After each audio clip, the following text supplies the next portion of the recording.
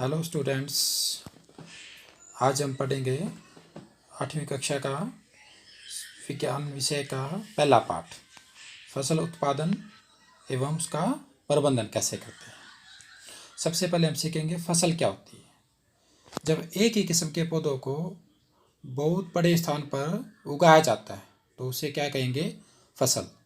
जैसे ये दिखा रखा है, ये सभी फसल के उदाहरण हैं। इसके बाद हम फसलों को दो वर्गों में बांटते हैं। एक तो होती है खरीफ फसल, जिसे वर्षा ऋतु या जुलाई से सितंबर के महीने में बोया जाता है। खरीफ फसलें होती हैं धान, मक्का, सोयाबीन, मूंगफली, कपास, ये सब खरीफ की फसलें होती हैं। फिर होती है रबी की फसल। रबी फसल वह होती है जिसे हम शीत ऋतु यानी अक्टूबर से मार्च में बोते हैं।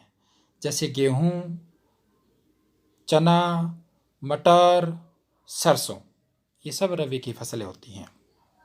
इन फसलों को उगाने के लिए किसान द्वारा विभिन्न प्रकार के क्रियाकलाप, विभिन्न प्रकार के कार्य किए जाते हैं। उन्हें हम कहते हैं विभिन्न प्रकार की कृषि पद्धतियाँ। अब उनके बारे में पढ़ेंगे। जैसे सबसे पहले मिट्टी तैयार करना, फिर बुआई करना, खाद और उर्वरक देना, उसकी सिंचाई करना, खरपतवार से सुरक्षा करना, कटाई और उसका फिर भंडारण करना। सबसे पहले हम पढ़ेंगे मिट्टी तैयार करना कैसे होता है।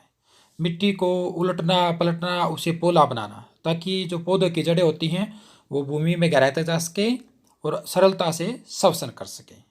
मिट्टी तैयार करने के लिए जो औजार इस्तेमाल करते हैं उन्हें हम बोलते हैं कृषि औजार। उन्हीं को कृषि औजार बोलेंगे। ये कौन कौन से होते हैं, आइए इसके बारे में भी जानते हैं। सबसे पहले होता है हल व हल सेफ्ट।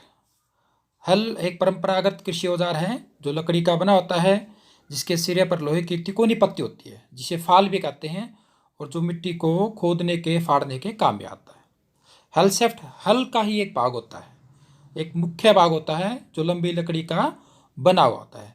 जैसा आप इस चित्र में देख रहे हैं, ये हल सेफ्ट है। उसके बाद इस्तेमाल करते हैं मिट्टी तैयार करने में कुदाली।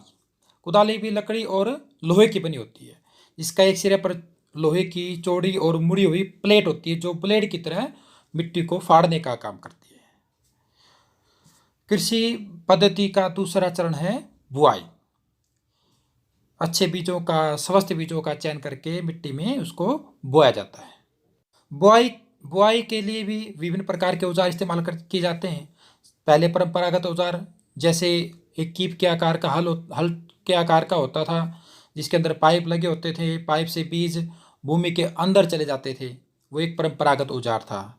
लेकिन अब आधुनिक औजार आ गए हैं।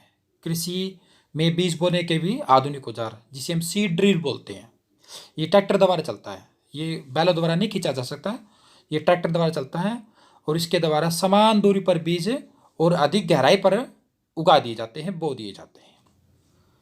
इसके बाद तीसरा चरण होता है खाद और फसल में उर्वरक देना। वो भी बहुत ज़रूरी होते हैं, क्योंकि फसल को पोषक पदार्थ चाहिए होते हैं, और वे उसे खाद और उर्वरक से ही प्राप्त होते हैं। खाद देना, खाद क्यों दी जाती है? जब पौधे बार बार उगाए जाते हैं तो मिट्टी में पोषक पदार्थ की कमी हो जाती है, उनको पूरा करने के लिए इसमें खाद डालनी पड़ती है। अब खाद और उर्वरक दोनों अलग अलग होते हैं। खाद तो क्या होती है, एक कार्बनिक जैविक पदार्थ है जो पौधों के या जंतुओं के अपशिष्ट पदार्थों से प्राप्त होती है। ये बहुत ही लाभदायक और अच्छी होती है।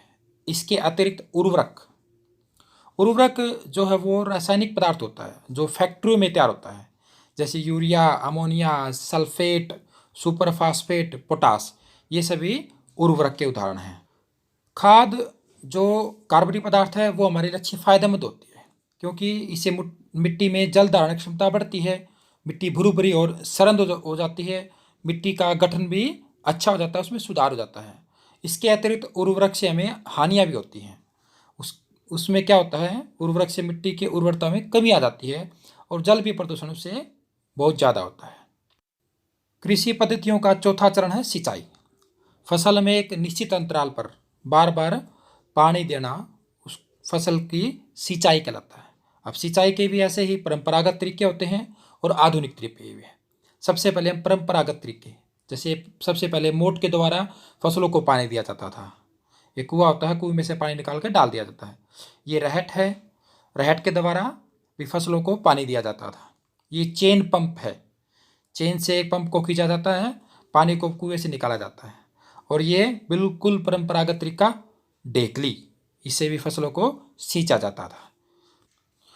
अब आ गई हैं सिंचाई की आधुनिक विधियां, जिससे समय श्रम की बहुत अधिक बचत होती है। सबसे पहले छिड़काव तंत्र बहुत अच्छी विधि है, इससे पानी कम लगता है और ये वहाँ पर काम करती है जहाँ पर भूमि असमतल हो। रेगिस्तानी भूमि में छिड़काव तंत्र काम करता है।